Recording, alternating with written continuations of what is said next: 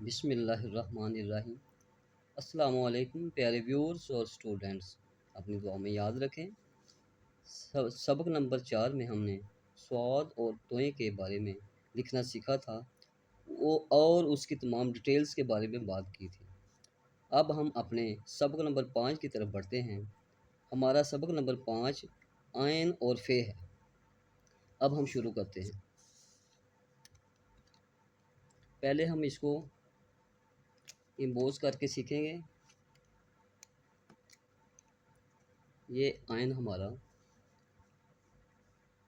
इसको अम्बोज करेंगे हम, यानी कि बड़ा करके। ये एक नुक्ता बनाना है हमने, लंबूतरा सा, ठीक है। इसको ऊपर से गुलाई में कर देना है जी, ठीक है। गुलाई में कर देना है। यहाँ इसका दायरा आयन के सर के बराबर आएगा, ठीक है जी। इसको कलम को बिल्कुल सीधा रखते जाना है। आगे गुलाई खींचनी है इसकी, बिल्कुल जीम के दायरे की तरह। आयन और जीम का दायरा एक जैसा ही होता है, ठीक है जी।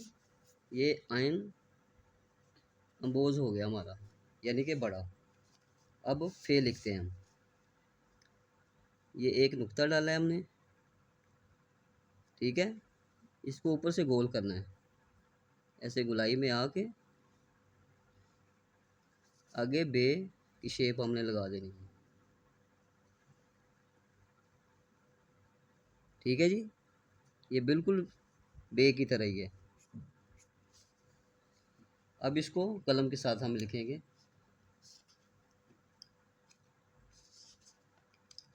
हाँ जी,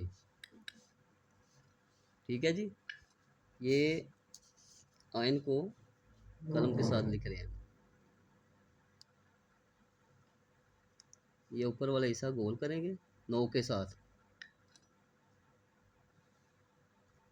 ये नुक्ता डाला है बिल्कुल गुलाई में थोड़ा सा।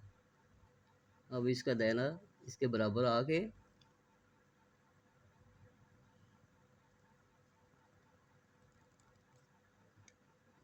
ये दायरा आ गया,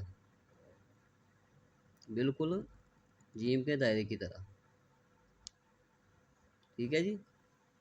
ये इसके बराबर आएगा, इस तरह सर के बराबर। आयन और गायन एक जैसा ही है।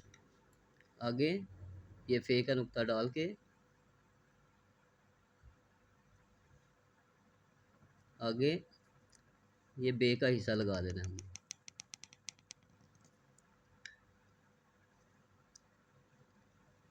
आपको एक बात बताता चलूँ, आपने इन लफ्ज़ों की बार बार प्रैक्टिस करनी है। बार बार प्रैक्टिस करेंगे तो तभी जाके लफ्ज़ों में इम्प्रूवमेंट होगी। ये फे आ गया, ठीक है जी। अब इसको हम छोटी कलम के साथ लिखने की कोशिश करते हैं।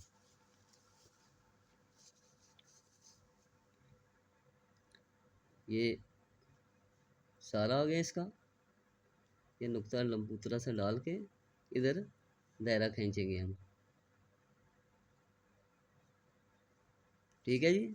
ये बिल्कुल जिम के दायरे की तरह ही है। आगे फे आ गया ये, ठीक है जी। फे आ गया।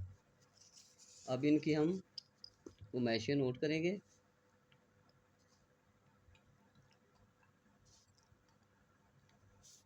इसका दायरा 3.5 कत में होगा, ठीक है जी।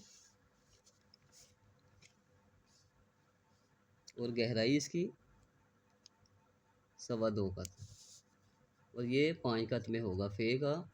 ये जो बे की शेप का हिस्सा है अगला, और ये फे का सर जो है 1.5 कत में आएगा